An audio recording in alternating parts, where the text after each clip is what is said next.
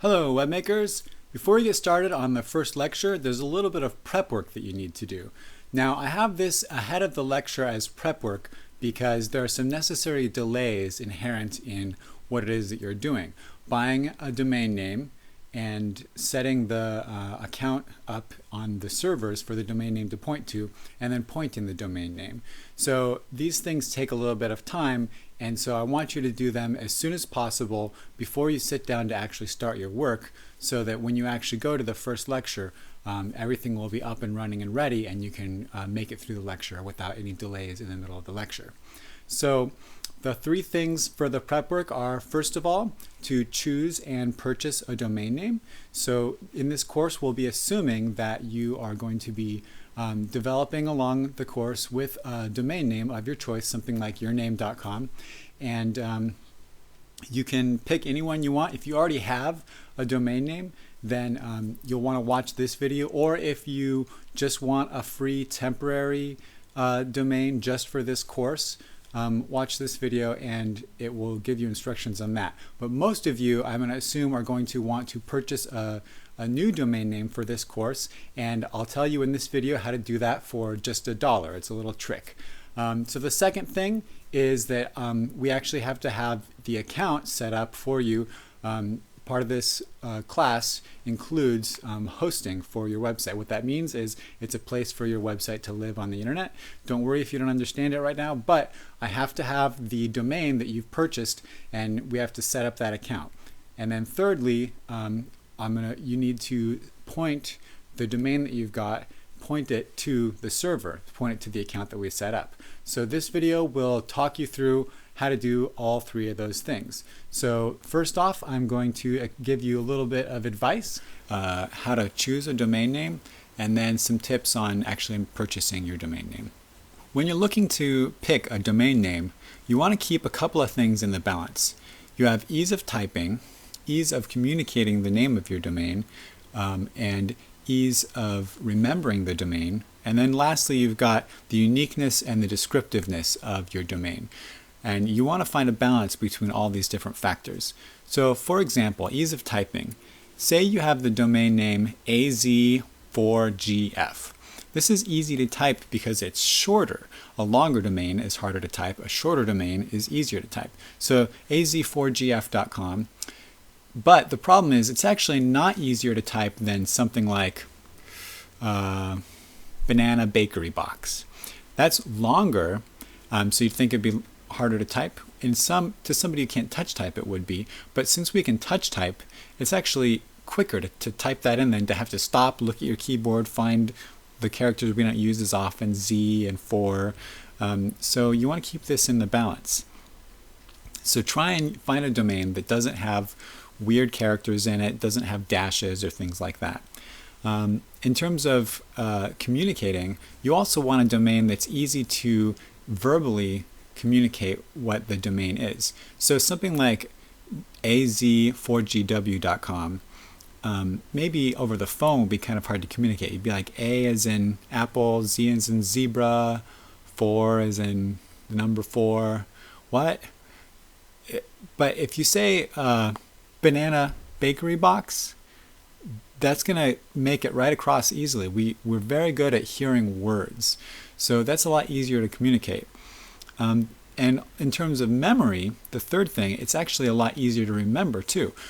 It's actually 3 words, Banana Bakery Box, which our minds chunk into 3 pieces, 3 chunks, Banana Bakery Box, versus having to remember AZ4GF, which is actually more chunks, and our mind is able to make relationships between words easier than between random numbers and letters. So it's easier to remember something like Banana Bakery Box as well. So you want to keep that in mind, something that's kind of like interesting and catchy. This is part of why you see so many websites and apps and startups nowadays that are kind of like a combination of 2 different words, or a kind of like made up word like Groupon. It's because it's kind of catchy and memorable, and it's an easy way to get a short domain without having a sentence spelled out. Now, this uniqueness and descriptiveness is kind of a balance in and of itself. So you want to have something that's descriptive. If you're selling books, you might think the ideal website would be something like books.com, but that's not actually always true. Books.com, it is not successful compared to Amazon.com. Amazon is a little bit more memorable and interesting, but it's also very unique. If I go and I search for Amazon, I'm going to get Amazon.com probably, unless there's some other website about the Amazon River.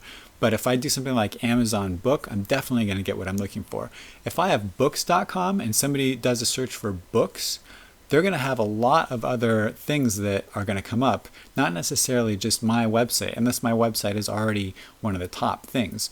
So it's a good idea to do a Google search for the domain and see how common of a word it is.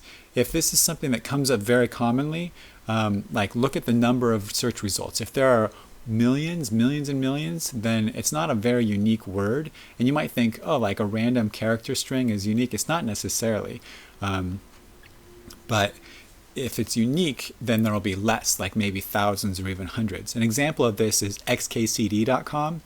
Randall Munroe, who wrote XKCD, created this character sequence, XKCD, because he discovered that there weren't really any other places on the internet that had XKCD. It's a very unusual combination of letters.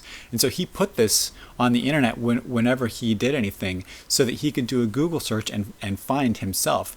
If he had put Randall Munroe, his name, there would have been other people with that name, Randall Munroe. So he basically created a very unique keyword for himself, and it contributed to his success a little bit. Now, it kind of backfired also because it became so popular that other people mentioning XKCD would use XKCD, and then he's not able to kind of like track himself anymore. But it goes to show that having a unique keyword can be much more important than a keyword that is descriptive. XKCD literally means nothing. So when you're getting a domain, same thing. Think of it almost as a keyword. It's also kind of like the name of your website or the name of your company. Amazon.com would be kind of weird if the name of it was something else. For example, go to books.com. It takes you to barnesandnoble.com actually. So you want your domain to actually be like what people call your website or your company or whatever it is. Now, another thing is you want to go with something that isn't going to trip people up. So look at RottenTomatoes.com. Now, do you spell it ROT-O-N or ROT-E-N? Some people are going to make the mistake and spell it with an E or an O the wrong way. And then tomatoes. Do you have an O, T-O-E-S? Do you have that extra letter in there or not? Some people are going to make a mistake on that. And unless you've bought all of the possible misspellings, people might end up at a spam website or somebody else's website. Also, Rotten Tomatoes is a great example because compare Rotten Tomatoes to moviereviews.com. They both are similar websites that do similar things, reviewing movies. But moviereviews.com has a very generic but very descriptive domain. It's a good domain in some senses, but it's not as memorable as Rotten Tomatoes. Rotten Tomatoes, you kind of are thinking like, why do they call it Rotten Tomatoes? It's got a connection, but you think about it a little bit, and that's going to help somebody remember how to type it in the future. It's also easy to type if you can spell it, and it's easy to communicate over the phone. So the last thing in terms of descriptiveness and uniqueness is if your name is pretty common worldwide, but not common locally, how do you deal with that? So say you have something like John's Bakery, and there are John's Bakeries all over the world in many, many cities. So johnsbakery.com probably won't be available. So one thing you can do is tag on the location name. You're John's Bakery Pasadena. It'll make for a long URL, but it's pretty memorable in some senses. John's Bakery Pasadena. It tells you where it is exactly. You see this sort of narrowing scope on a lot of movies where it'll say like hobbitmovie.com. That's actually not a real website, but many movies have the name of the movie and then movie.com to kind of make sure that they are able to get a domain that is descriptive and tied to the name of the movie, but it makes allowances for the fact that that domain may have already been taken because movie names are often very common. So if you are going to go ahead and buy a domain, I suggest that you go to Google and do a search for domain names. Do this because you're going to get really good deals coming up in the ad results. Right now, for example, GoDaddy.com is offering domain name registration for $1 just for the first year. So that's actually a pretty good deal because .com domains usually cost about $12 a year. And you register by the year, so you're only going to get the deal for the first year, but that's good. And they'll try and trick you into thinking that it'll be a good deal to register for like 10 years at a time. But you're always going to be able to find better deals, and the prices kind of come down. So just do it 1 year at a time and do a Google search first. If you go directly to GoDaddy.com, you're not going to get the deal. So you got to do a search for domain name, follow a link to GoDaddy.com, and here's where you can search for the availability of a domain. Say you want johnsbakery.com. You can't just type it in and see if a website pops up. Well, you can to some degree, but just because something doesn't pop up doesn't guarantee that the domain name isn't registered. It might be registered but not hooked up yet. So the way to do this is it's called the Whois lookup. Just do it through a domain registrar. Network Solutions has a great way of, I will often just go to networksolutions.com and then type the domains that I'm looking to see if they're available. And then once I've figured out which one I want that's available, I'll go to the registrar that I actually want to purchase from, GoDaddy, and purchase it. But type it in, it'll correct you if you do a character that's not allowed, it'll tell you if it's available or not, it'll sometimes make suggestions, and choose your domain. Weigh all those things in the balance and purchase your domain. Don't get any of the extra add-ons, you don't need them. You don't need privacy, you don't need extra email, you don't need any of this stuff. Hosting is provided as part of this course, so all the extra add-ons are kind of rip-offs. Don't buy them. Just get the domain, just register it for 1 year, and you should be able to do it for $1. Once you purchased your domain name, I need to set up an account for you on the Shoutleaf servers so that your web space will be up and running. So I need the name of your domain for that, and then also send me a username that's 8 characters or less. It can't be more than 8 letters long. That's a server limitation. And so with that information, I'll be able to set up a Shoutleaf account for you, and this will be your 6 months of free hosting that's included with the course. So please email me both of those things to brenton.strine@gmail.com and send me that email right away because it'll take me a while to set that up and I may not be able to answer email right away.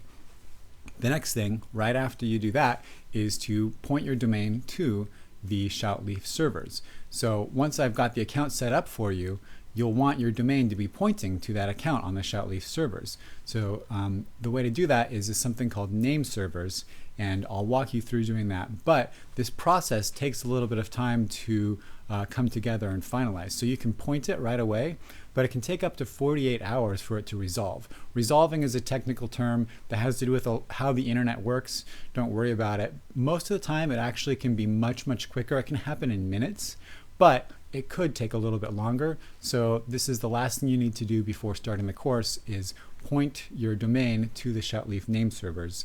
It's ns1.shoutleaf.com and ns2.shoutleaf.com, and I'll walk you through that and then you'll be done.